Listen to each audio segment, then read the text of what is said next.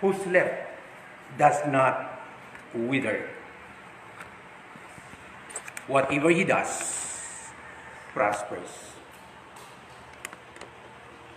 So, tungod kay kalipay man sa salmista ang pulong sa Dios o iyang ipamalindungan sa adlaw ug gabi, so sama siya sa kahoy nga gitanong dapin sa suba nga mamunga sa matag timbunga o ang iyang dahon dili malaya. And what is very promising o importante nga saad sa Dios, whatever he does prospers. Kumadto kang David sa Psalm 19 verse 10, unsa man kamahal ang pulong sa Dios alang kang David. No, ang Psalm 1 dili sinulat ni David. No, Psalm 1 is not written by David. It is written by some other writer which is not indicated. Okay? Pero ang Psalm 19 is written by David. Og nag-ingon ang Psalm 19, ang pulong or the word of God are more precious than gold. Ang pulong sa Diyos mas mahal pa kaysa bulawan than much pure gold. Bisan pa sa lunsayng bulawan.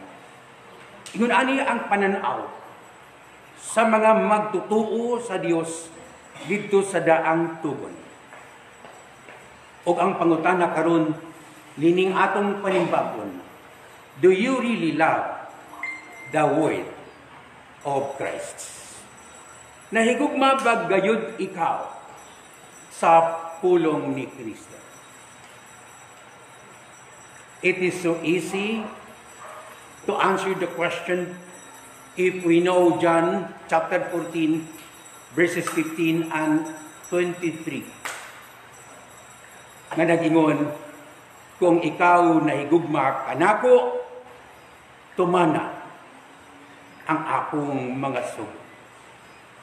Sa mga anak, atong i-apply ang maong nga mga pulong sa atong Ginoong Jesucristo. If you love me, obey my commandments. Sa mga anak, nag-ingon usab ang atong Ginoong Jesucristo.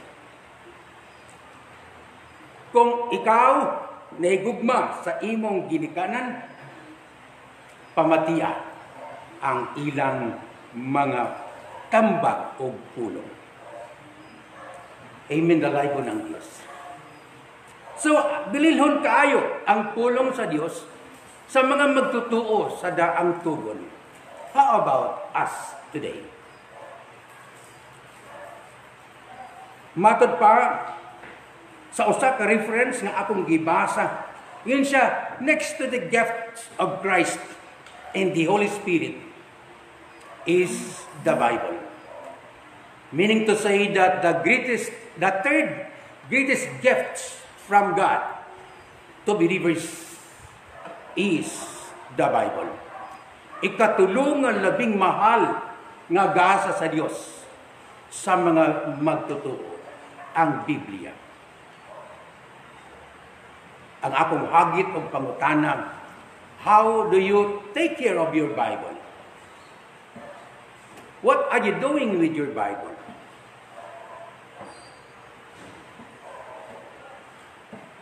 Usa ka author og nagkuput og daghang library sa iyang panimalay nga mao si Sir Walter Scott. Niingon siya, there is but only one book. There is but only one book, and that is the Bible. Aduna lamang siya'y gi-mithi nga usa ka libro. Sa tanan nga libro sa iyang library, o kini nga libro mao ang Biblia. Nga naman, one of the basic reasons is the Bible is not an ordinary book. Name any book written by any brilliant writer in the world. Name the books written by Shakespeare. Name the Mahabharata, the Ramayana, and all books that men had ever written. They're nothing compared to the Bible. Why? Because the Bible was written for 1,600 years, a span of 16 centuries. And the Bible was written by about 40 writers living in different eras. They were not living together. How were these writers able to write the books of the Bible in a span of 1,600 years? How?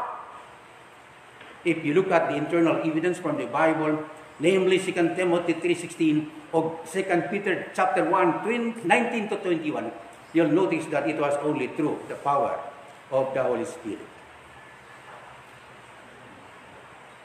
I'm a brilliant man who wrote the books, the so-called good books or best book in the world, written by only one man. And he was depending on his own intellect. But the Bible was written by about 40 writers in a span of 1,600 years in such a way that when the last writer of the book of the Bible was born, it was 1,450 years after the first writer of the Bible was born. That is the Bible. I hope, before judging the Bible as intelligent people, should examine the evidence before judging or pronouncing the verdict. I respect your intellect. I know you are intelligent. Much more intelligent than I am. But I beg you, before giving any verdict about the Bible, its falsehood or veracity, investigate. Do not be a fool pronouncing the verdict without even knowing what are the books of the Bible. O gani, makamemorize na kung sa mga books sa Bible. Pagkatapos mingon nga ba, di ba tinuod ng Bible? How dare you? As I said, I salute your intellect. Pero, kung mo-pronounce your verdict against the Bible without reading the Bible, without scrutinizing the Bible, then you can name who you are. I will not dare brand you. Okay? So, ang ato karong text about the word of Christ anaa sa Colossians chapter 3 verse 16. Let the word of Christ dwell in you richly as you teach and admonish one another with all wisdom, and as you sing psalms, hymns, and spiritual songs with gratitude in your hearts to God. This is the words of our Lord Jesus Christ.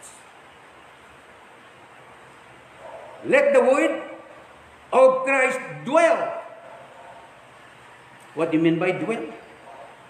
Magpuyo sa atong kasing-kasing o guna-una ang pulong ni Kristo as if He is a permanent resident in our hearts. Dwell. Papuya, matod pa sa Cebuano version. Papuya ang pulong ni Kristo o ang bahandianong mensahe ni Kristo sa inyong mga kasing-kasing.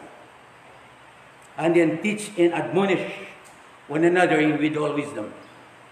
With all wisdom. Akong usbon, mga igsoon, teach and admonish one another with all wisdom. What are believers doing as far as the Word of God is concerned? Unsay gihimo sa magtutuo about the Word of God? Are we reading the Word of God? Are we studying the Word of God? And I know why some believers are not reading the Bible. Because there are groups of people na nagingon, mabasa mo sa Bible, mabuang mo. So, naapoy mga tao, including myself. I graduated in a sectarian school, in my high school, and our religion teacher did not allow me to open, or the class to open the Bible even once. Nga naman, di mo makasabot sa Biblia kung mabasa mo, mabuang mo. And I tell you, I was reading the Bible heartily since 1984 when I received the Lord Jesus Christ as my personal Savior and Lord. Kailan nakatuwigi ka na itong 1984 hangtod karon? About 36 years. Tinuod yun, nabuang ko.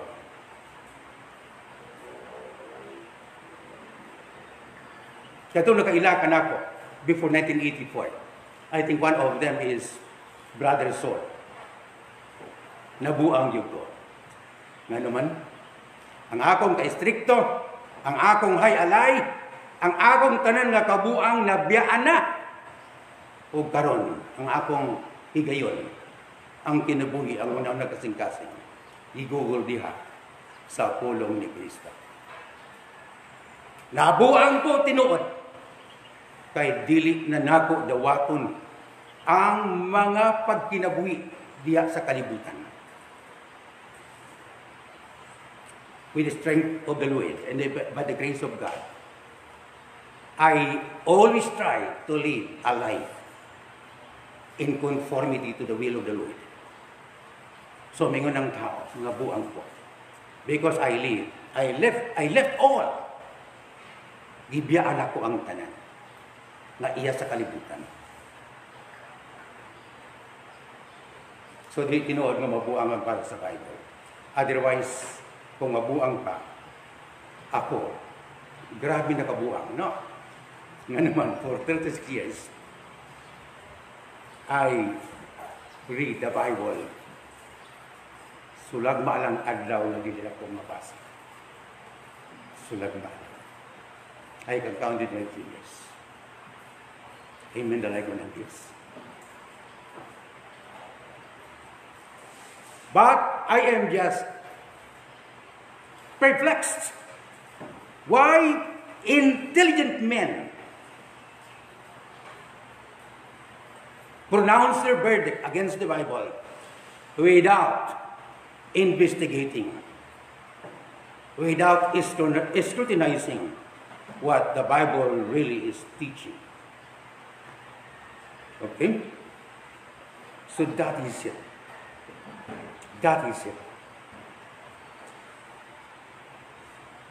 I would like to give you an example. I took these statements from the book Can Man Live Without God by the late Dr. Ravi Zacharias. Nag-ingon siya, kung ang tao mutuo kang Kristo, mutuo siya sa pulong ni Kristo. O iyang i-consider ang iyang statement na gitawag ni sa English of stupendous claim of Christ sa John 14:6. Nga mingon si Christ, ako mo ang dalan, ang kamaturan o ang kinabuhi. Walay makaadto samahan kong dili, muagi ka na ako. Nakadungog si Apostol Tomas o Apostol Thomas sa diya nga iya kining gipamulong. O nadunggan po niya ang tanan nga gi-claim ni Jesus. Nga nag-ingon siya, ang nakakita kanako nakakita sa Amahan. Apan sa diha nga gilansang na si Jesus dito sa krus og namatay og gilubong. Nahitabo usab nga wala dayon siya makakita sa atong Ginoong Hesukristo nga nabanaw. He was not able to meet and see the resurrected Christ. And so, giingnan niya ang mga kauban niyang apostoles, gawas kung ako makakita o makahikap sa nilansangan sa iyang kamot, mutuo ko nga nabuhi pag-usap ang atong Ginoo. No, Thomas, whose name is synonymous with doubt, was the last to believe in the resurrection of our Lord Jesus Christ. Siya ang katapusan nga mituo. However, sa diyang na-encounter niya si Jesus dito sa upper room na atong mabasa sa John chapter 20. Sa diha nga iyang nahikap ang mga samad ug nakita niya si Jesus nga nabuhi pag-usab, ingon siya, my Lord in my God. Adunay mga tao nga miingon, kani kunong mga pulong ni Tomas nga ingon, akong Ginoo ug Diyos ko. Nakuratan lang daw si Tomas, ani? Katong dili mo tuo nga si Jesus God, si Jesus Christ God. Nakuratan, basa ang sunod. John 20:29 sa gisulti ni Jesus, bulahan kadtong mituo nga wala makakita kanako. Dingnan ni si Tomas. Mas bulahan ang mituo kang Kristo nga wala makakita. Kita nga wala makakita ni Kristo, bulahan kung mutuo kita. Labi na kung sa atong pagtuo, atong irespeto ang iyang pulong. Atong dawaton o mahalon ng iyang pulong. Dili ta moingon nga mas bright pa man ko nagsulat ng Biblia nga numutuo man ko, no? Kaya unsa pa may implication kung dili ka mutuo sa Biblia, so bright pa ka sa mga tao nga gitugahan sa balang espiritu aron isulat ang kamatuoran bahin sa Dios sa kaluwasan o sa Biblia. So mao nga sa niya nga mituo na si Tomas matud pa sa record, historical record, wala sa Biblia. Asa may paingon si Tomas? Miadto siya sa India. Unsay tuyo aron i-preach si Christ. Dito siya nagwali bahin kang Kristo. Og tungod kay dito sa lugar o sa India, matud pa sa record, there are 330 million gods and goddesses. Apil ang baka. No? Diyos sa India. So mo ito nga lisod kayo, naglisod si Tomas sa iyang pagwali. Apan mi padayon si Tomas sa pagwali, nga naman tungod kay nailhan niya nga si Kristo tinuod nga Dios. Tinuod ang tanan niyang gisulti. O gusto niya nga ang katawhan masayo sa kamatuoran. Apan sa gihimo dito sa India, grabe ang opposition. Hangtod nga miabot nga gihulga na niyang kinabuhi. Apan si Tomas nga tinuod nga nagtuo kang Kristo, wala mahadlok sa hulga sa iyang kinabuhi. Hangtod na dito sa syudad sa Madras, India, nahimong martir si Tomas. Madras, India is the birthplace of the late Dr. Ravi Zacharias, usa ka Indiano nga nahimong banggitan nga Kristuhanan. Anay libro ni Dr. Zacharias, kung gusto kang mubasa, Can Man Live Without God? Mo kini ang usa katinuod nga nagtuo kang Kristo o nagtuo sa iyang pulong. He is convicted. Bisan pa ang hulga sa kamatayan. Ang hulga pa ka o ang pagdani pa ka sa kalibutan. Muhay makadani kanimo og biyaan si Kristo kay atong tubagon ang hanggat sa kalibutan. The word of Christ. The word of Christ is true. Tinuod ang pulong ni Kristo. Tinuod ang gisulti ni Kristo dinhi sa Biblia. Okay? Apan, anang kanimo? Mituo ka na ba nga tinuod ang pulong ni Kristo? O nagpabiling ka sa imong tawhanon nga philosophy? Why? Why?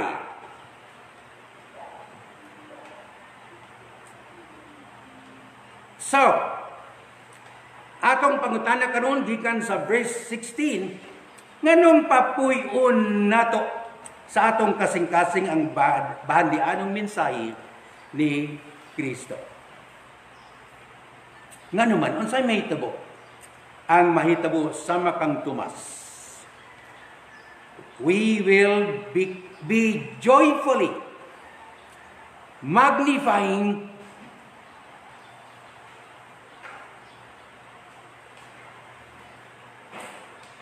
Christ. We will joyfully magnify Christ in our lives. An tungod kay malipayon kita nga gi-magnify, gidaig, gisimba si Kristo, then malipayon usab kita nga mopaambit ni ini. Labi na sa mga katawhan nga wala pa makaila ni Kristo. Okay? Sa manhinungdan ang kalibutan, lugak kayo sa ilang pagtuo karon. Tungod kay ang the most important foundation how to magnify Christ dili kaayo maayong pagkapundar sa atong kinabuhi. Ikaduha, ang pulong ni Kristo maoy maghatag og kaalam og maghatod sa kaluwasan. 2 Timothy 3:15. Nganuman kay ang kaluwasan matod pa sa Romans 10:17.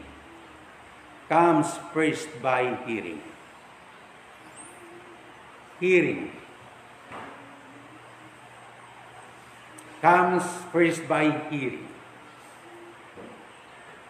Magsuon gikasubon ako nga sa akong almost 75 years of existence in this world.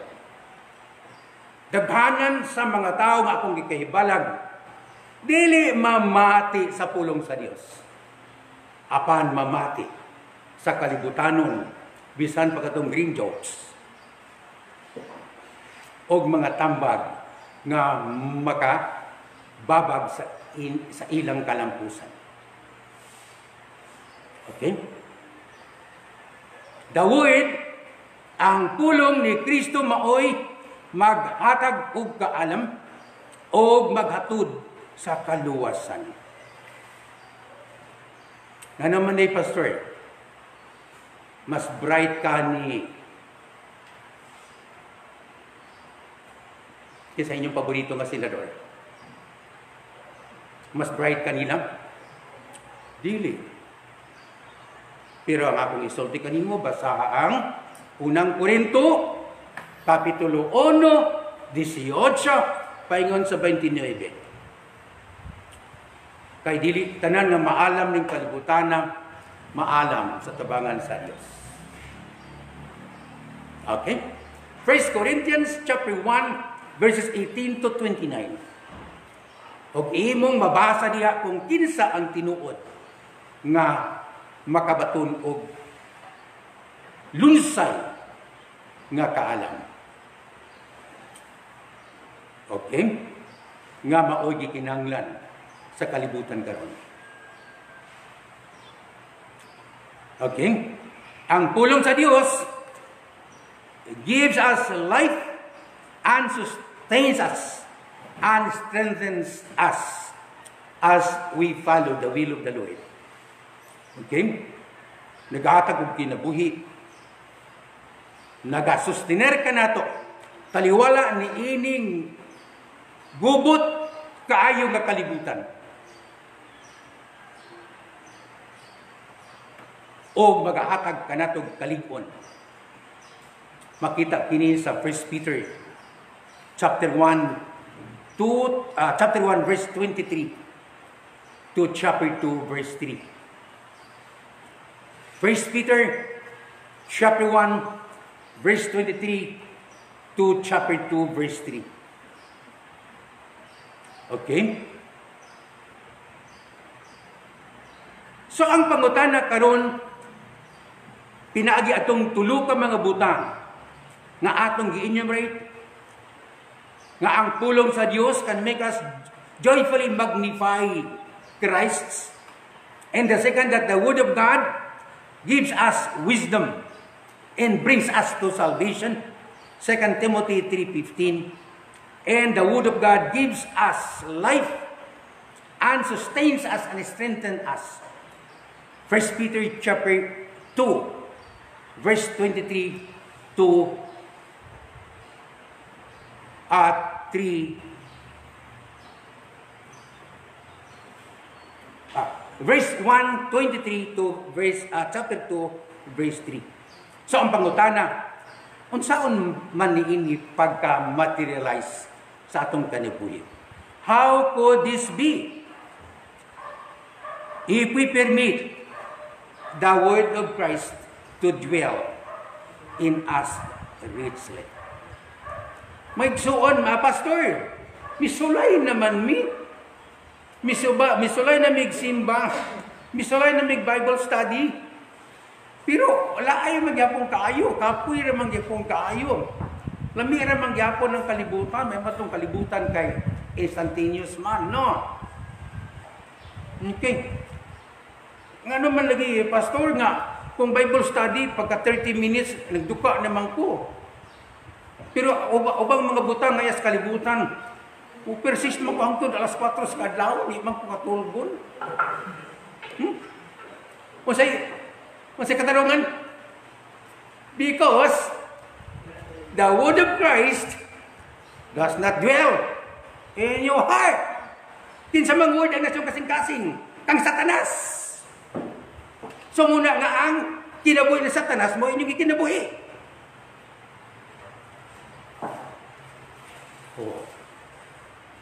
Simply, muna nga itong, ang verse is, let the word of Christ dwell in your hearts.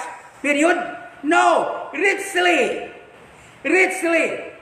Di kayo motiktuhik ra. Kay kung magtiktuhik ra ka, ang imong kasing-kasing kinabuhi, tuwag yapon nagpilit sa kalibutan. So lami yapon ang tanan invitasyon sa kalibutan.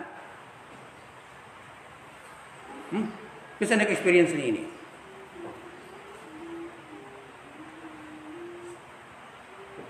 Okay, before 37 years old, I experienced this. So wala pa na ako dawata sa Kristo nga manos sa akong kinabuhi. I experienced this. So dili ka makalimot, no? Kay wala magpuyo ang pulong sa Dios richly diha sa imong kasing-kasing. Okay, so mo ni hinungdan. So how can the word dwell in us? How can the word dwell in us? Matod pa sa verse 16, pag tinudloay o pagpahimangnoay kamo uban sa tanang kaalam, as you teach and admonish one another. Pagpahimangnoay sa akong pagka-pastor for many years ang akong nasinati mao. Ngano nga ang mga igsuon diya sa Ginoo dili magpahimang noay. Kay ang mga believers gani bisan pag ang pastor maoy mo pahimangno, masuko. So, kung ako believer, masawa na ko pagpahimangno. Nga bisan gani ang pastor. Ang mubadlong masuko. Ang uban, di na gani motiwas pagsimbak, gawas na. Giigo mo ko, pastor. Okay, no? So many problema sa simbahan. This is what experience. Ang pastor gusto mo pahimangno. Nga kung naa sa sulod sa simbahan, dili mag-cellphone. Kay insulto na ni Kristo. Dili insulto na ako. Nga naman kay pwede kong insultohan ninyo. No problem. Ang ako lang ang iyo. Ayaw niyo insulto ka. Ang Ginoo nga may atong gisimba. Ayaw niyo insulto ka. Ang Ginoo nga may atong gisimba. Okay? Okay. So, andam ba ta? Nga atong papuyon ang pulong ni Kristo richly in our hearts and our minds. You will be amazed. Ayaw mo sa expect nga hingatin lang kag pila ka Bible study, ganahan ka. Ang imong sutaon tinuod mga diya sa imong kasing-kasing pinaagi sa pagtuo. Nagpuyo na ang pulong ni Kristo sa imong kinabuhi. Ay kakonsern niya ng outward, external things.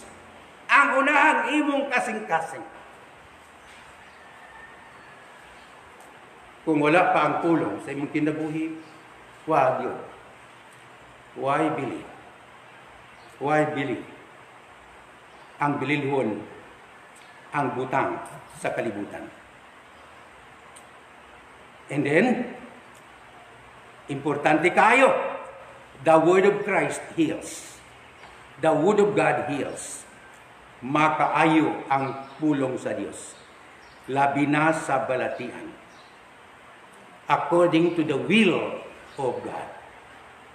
Wala ko mingon ang pulong sa Diyos.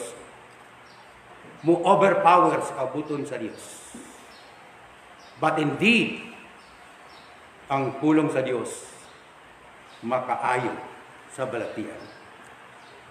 Deuteronomy 7:15, Exodus 15:26, Psalm 107 verse 20 of John 15:3.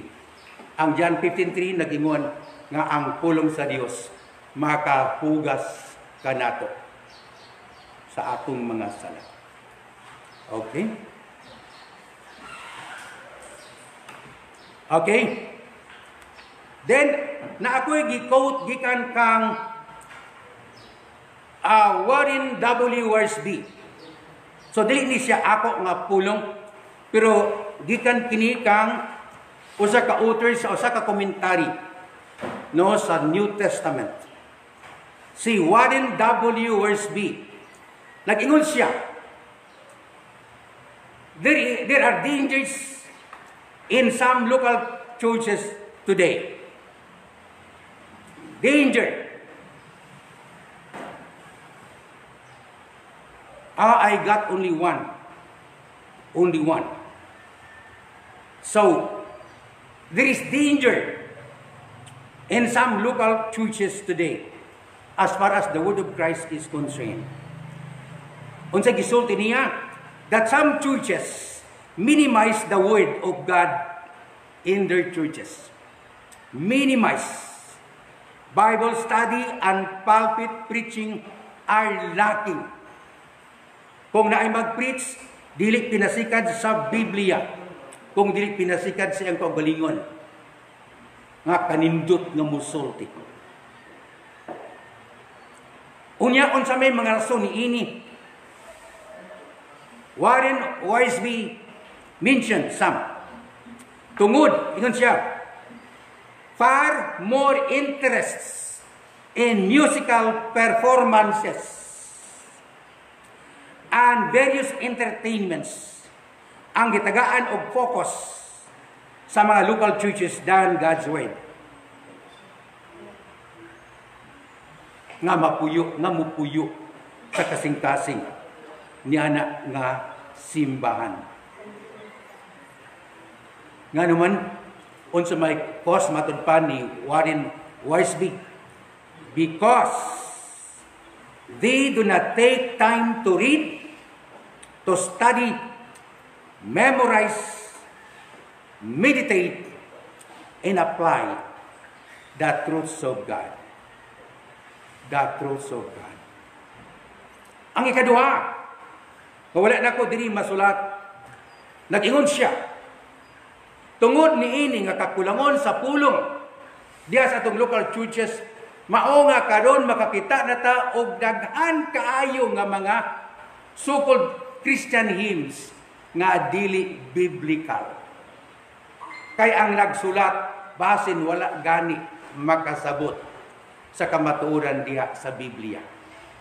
So we should be very careful about the songs in the YouTube. Kaya basin nagsitag awit, unya diay ang gidayeg si Satanas, dili ang atong Dios.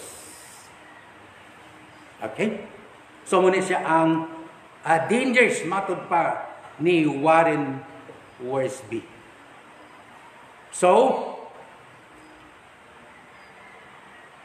kung ang pulong ni Kristo magapuyo richly in our hearts, then it is not difficult to live newness of life. Nganong ang usa ka Kristohanon magapabilin diya sa iyang bisyo tungod kay wala pa mapapas ang philosophy ni Satanas ang kasing-kasing kay wala niya pulihi sa pulong ni Kristo nga mo'y mupuyo richly diya siyang kasing-kasing. The decision, brothers and sisters in the Lord, is in us. The poet, inspiring motive is the name of Christ. Ang ngalan ni Kristo. Matod pa sa Colossians 3:17, busa bisag unsay inyong isulti o buhaton, himuat kini diha sa ngalan sa Ginoong Jesus. Uban sa pagpasalamat ngadto sa Dios nga Amahan, pinaagi kaniya. Ngalan ni Kristo. Ako na, di na si Wari na magsulti ni ini. Ang ngalan ni Kristo kay ato lang gamiton nga muraog as a parabang expression. Bisag napando lang sa sa gate, in Jesus' name, no? Dili nyo na kabarato. Ang ngalan ni Kristo. Atong gamiton, sukad karon ang ngalan ni Kristo with reverence. Ngayon takang pastor puyos nga ngalan, kay pwede lang. Pero ngalan na sa atong Ginoo, Diyos, ug manluluwas. Okay? Paglingkod sa silya, pikasampot ra ang nakuano, ang word nga pikasa, in Jesus' name, no? Dili ingon anak kabarato, no? Atong gamiton ang ngalan ni Kristo with reverence. Pagtakod. Pagtakod. So, dili natin himong expression. Unya, nakakita o ulitaw, nakita o babae nga, wala siya makaangay, kay grabe ra ka seductive. Mingon din siya, kung paduol sa yun din, in Jesus' name, no? Dili na kinanglan na siya. Ikaw mo ilikay, dudong. Kung di nga gusto, anak, ilikay na sa inyo. Ay nagisulti ng ngalan ni Kristo, no? Dili kinanglan sa power ni Christ, ang paglikay ni anang tao o babae nga dili ni mo gusto, no? So we have to use the name of Christ with reverence. Pagtakod, pagyukbo. Mayon tao ngalan ni pastor lang, okay na kaayo. No problem. Okay? So the name of Christ. Okay? So, ang akong pahinumdum, atong gamiton ang ngalan ni Kristo with reverence. With reverence. Okay. Unsa may naa sa ngalan ni Kristo? What does the name of Christ imply? Niya ang una. The name of Christ is a name of honor. Paminaw? The name of Christ is a name of honor. So we have to respect the name of Christ. We have to be reverent as we use the name of Christ. It is a name of honor. Okay? And then number 2, the name of Christ also means identification.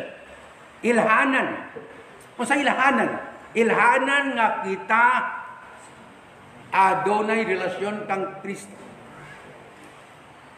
Ilhanan nga kita mga anak na sa Dios. Pag-ingon nga ako Kristohanon, nagpasabot nga ikaw mituo kang Kristo. Nga manluluwas o Ginoo sa imong kinabuhi. Basa pag-usap ang Acts 11:26. Okay? Okay. So ang una, the name of Christ is a name of honor. So ato ning balaanon, atong respeto. We hold this name dearly. Di lang nato ni isulti sa walay mga importante nga butang. Okay? So ang ikatulo, the name of Christ means authority. Kagahom, power. So muna hinungdan nga kung mag-ampo ta, no, address na to sa Father. Pagkatapos pangayoon na to sa ngalan ni Kristo. In Jesus' name. Because the name of Christ means authority. Authority. Gamhanan. Okay? Gamhanan.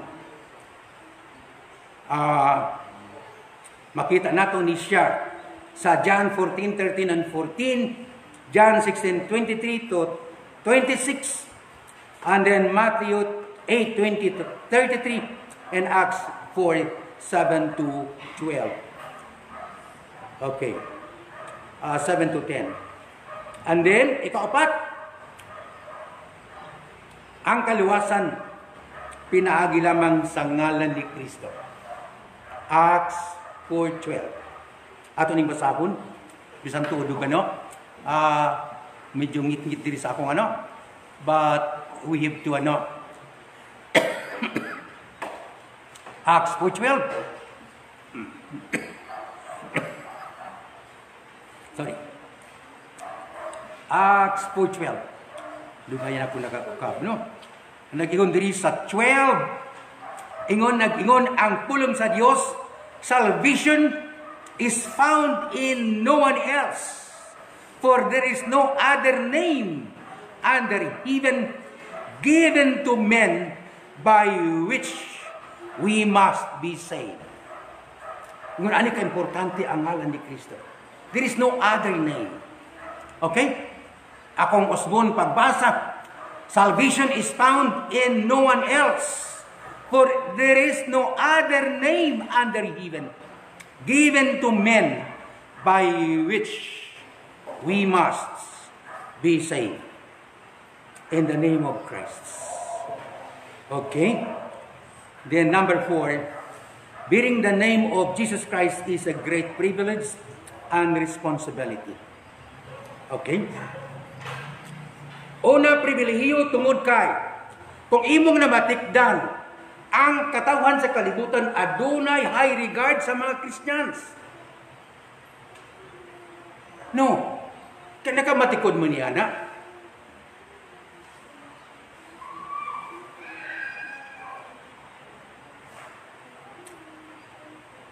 Nakamatikod? Okay. Kay pinili man ta sa Dios ang kalibutan usab, maka-identify ka nato nga kita gibalaan na, giusab na sa atong Ginoo. Busa og naay believer nga kawatan. So ang kasagaran ng mga tamingon, mo ano yung magtutuo? Kawatan?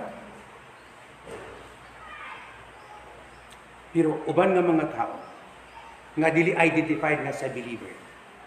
Minsan kung sa hinimuon, it's just normal. Okay? So it is a privilege to be a Christian. So atong ampingan ang atong pagka-Christian. Nga dili mamansahan sa hugaw sa kalibutan. Okay? Ang una, ang ikaduha, responsibility. Responsibility tungod kay ang mga Kristohanon kung di kinahanglan moantos para kang Kristo. Nakabalo mo sa Philippians, atong mensahe sa miagi pang, I think that was August 9, nga ang atong teksto na sa 1 Peter 4, 12 to 16, nag-ingon dito nga, dili nato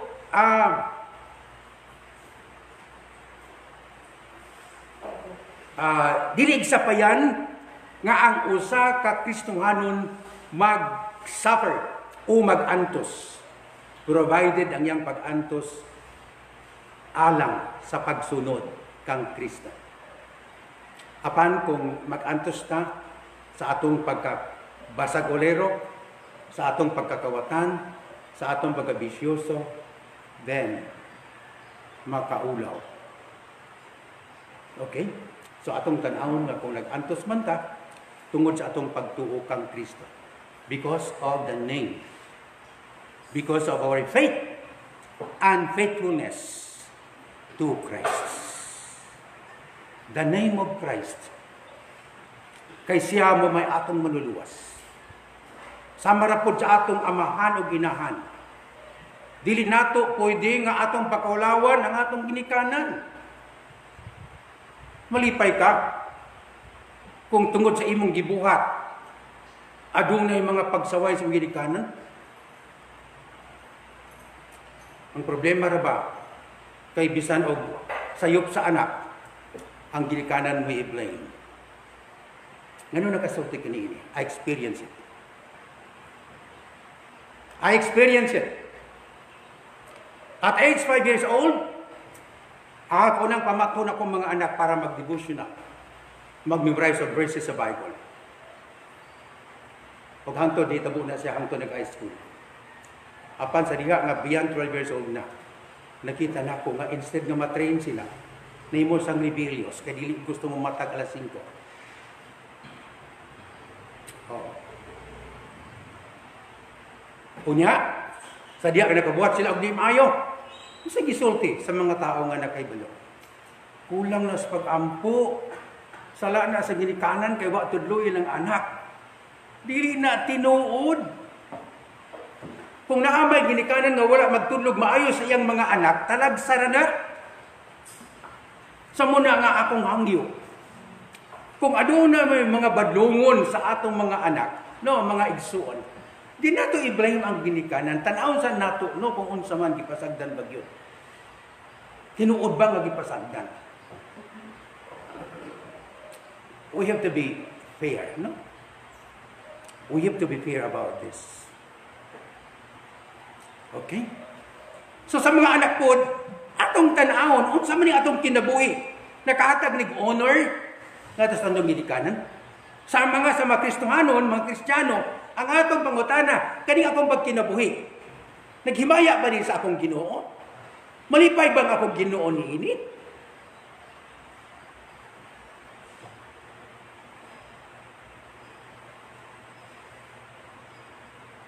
Okay? Okay. So we now go to conclusion. We go to the conclusion. So as we review for spiritual motivations for living in newness of life, we are impressed by the centrality of Christ.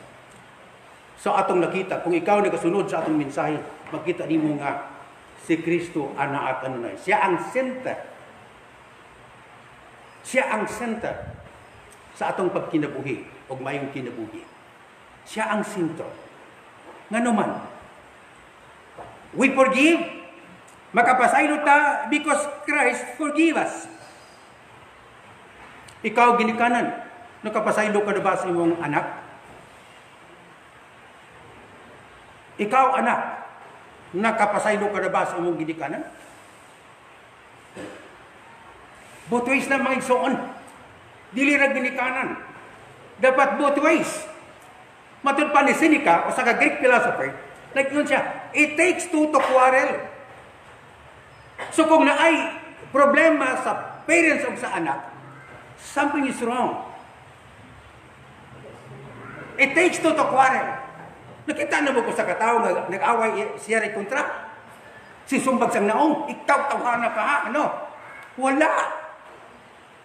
So naay katotohanan yung sinabi ni Seneca, the Greek philosopher. It takes two to quarrel. So dapat, kung naayo, dili pagkasabdanay sa ginikanan anak, mag-istoryahay. Istoryahon. Dili awayon. Kay maot kayo ang anak mo sukol og ginikanan. So kung una na suko ang ginikanan, anak abuta, na mo subside ang kasuko sa imong mama o papa.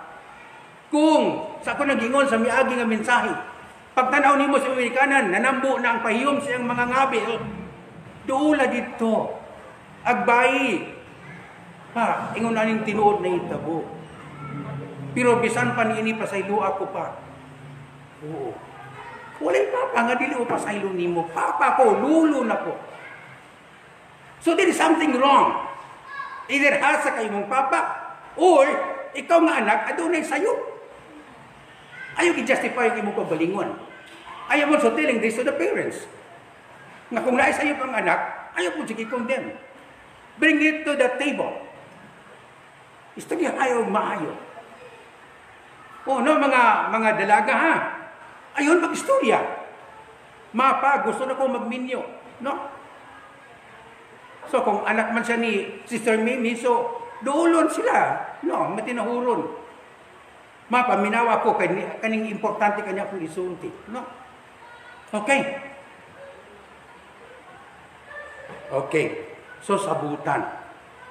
Okay. So forgiveness. Nga naman, nakapasaylo gani si Kristo nga Dios siya. Nakapasaylo nato, makita, grabe ka makasasala. Makapasaylo ganito sa ato mahigala. Sa ato pang ginikanan? Sa ato pang mga anak, dili makapasaylo? Nagwali na tana. No. The prodigal sons. Makapasaylo yun. Pero kung nakasalang anak, dapat mag-repent yun. Mag-repent. Usbon ang direksyon sa kinabuhi. Okay, number 2. So, center sa Christ. Makapasaylo ta tungod kay gipasaylo ta ni Kristo. Ikaduha, it is the peace of Christ that should rule in our hearts. So Christ again. Kung kalinaw, Christ is the most important person sa atong kalinaw. So sama ko ni gyapon sa banag asawa, no? Dili dayon magsininghagay, no? Mag-istoryahay. Lamun bitaw sa mga dalaga gulitaw pa, grabe kayo ka. Nanoy sa mga tingog, no? Okay? Unya, ang dalaga maingon nga, unya, panggaon ka po nimo. Ibaylo na ko ako, ibugti na kong kinabuhi.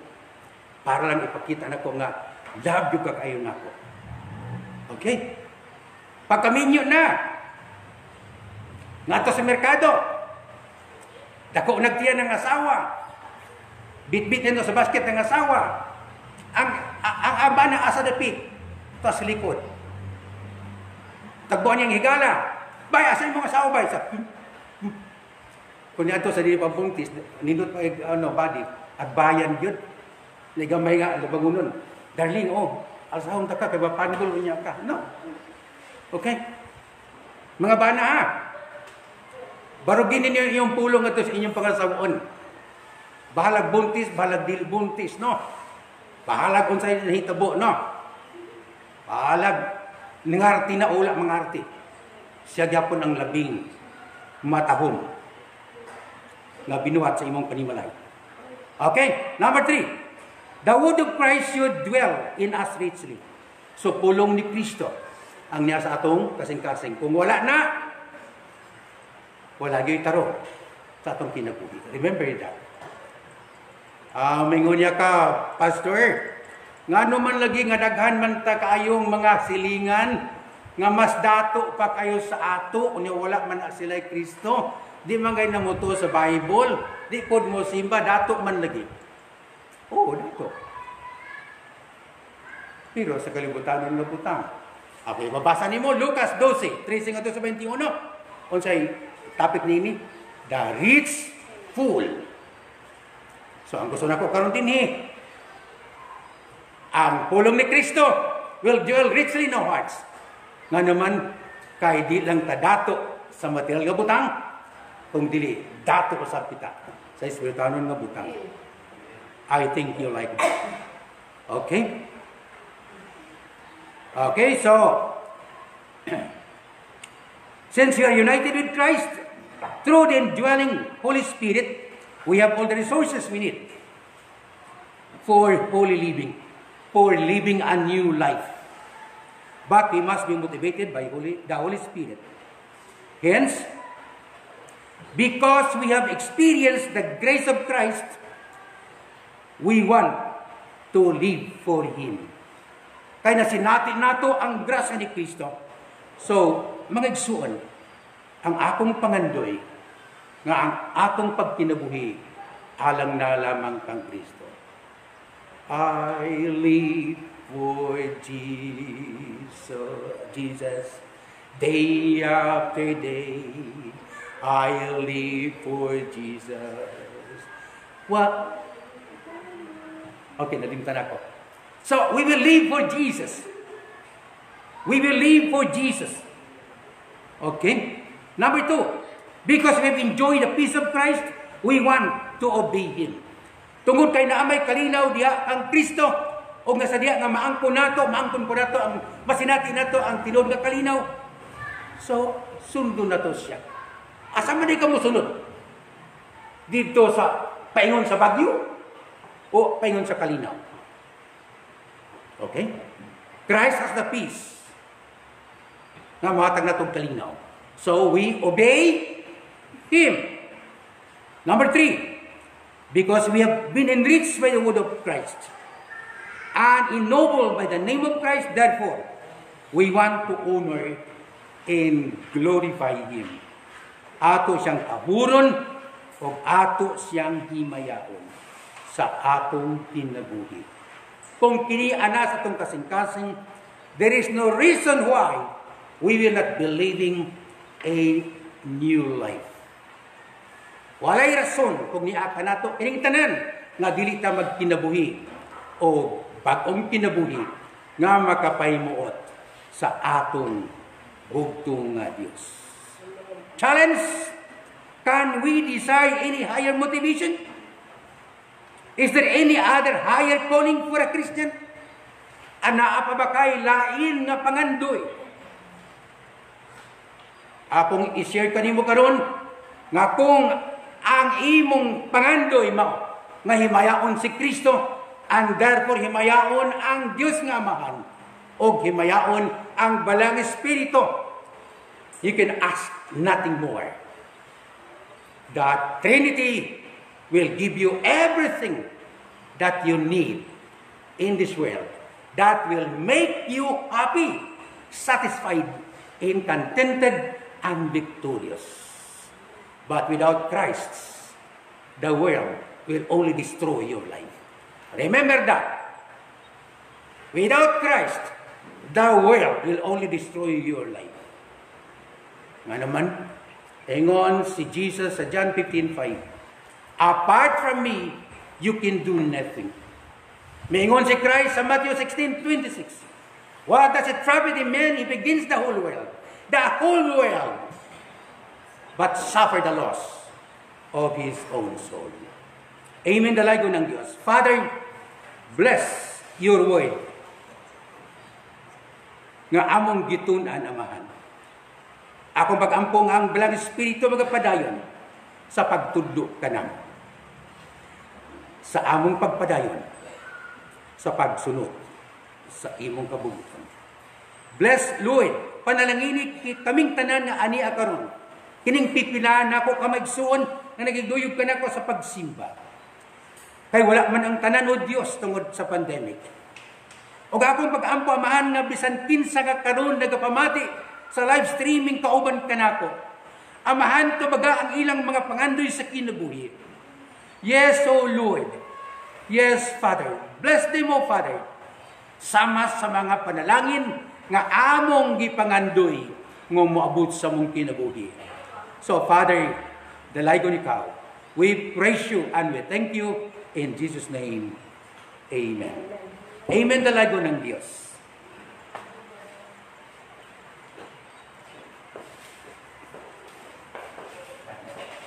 Salamat kay si Ginoo sa mga pulong nga atong nadungog ug ato kining hinumduman nga Christ is the center. Bisan unsay imong buhaton alang sa Ginoo kana atong buhaton tungod kay siya ang atong Dios nga mo'y naghatag kanato kanunay o kinabuhi. Ato ta sa atong tayt sa nupirin.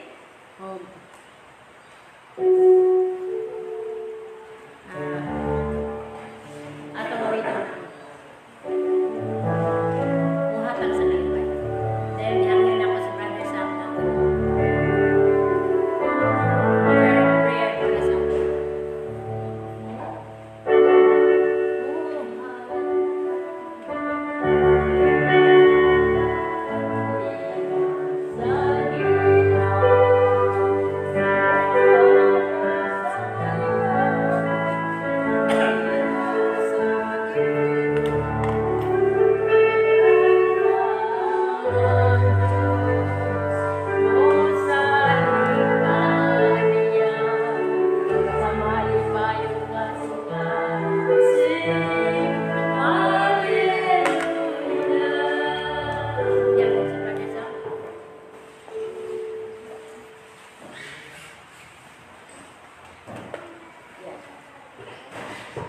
Pagampo ta, among mahigugmaon, dalaygon ng mga Diyos. Salamat usab sa imong mga pulong Ginoo. Nagapahinumdum ka namo nga mahimo lang kaming magbadasigon ang among bag-o nga kinabuhi kung ana ang kalinaw, ana ang imong mga pulong nga anaa ka namo Ginoo. Salamat kay ni mga pulong nga Ginoo. Ako mag-aampo nga kinidiling mawala nga ri kanamo kung hinuon mutubo kini og mahimo kaninamo nga gabayan sa matag adlaw kini ibabaw nini kalibutan. Salamat sa Ginoo sa imong mga kanakan nga naay kadasig nga mohatag panalangin ni ilang trabaho, negosyo ug unsa man ang ilang pamaagi sa pagpangita Ginoo aron sila mabuhi ikaw magapanalangin kanila. Sa mga kasing-kasing nga ana ay tinguha sa paghatag apan wa sila kahatag apan nasayod ang Ginoo.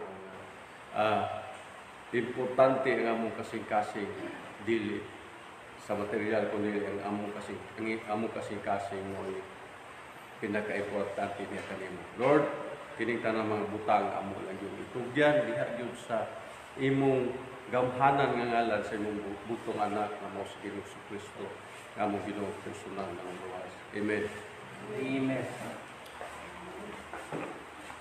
Sa mga announcement no, mao gihapon ang atong announcement. Mosunod lang ta sa protocol kay lisod kayo kung dili nato tumanon. So kanang gani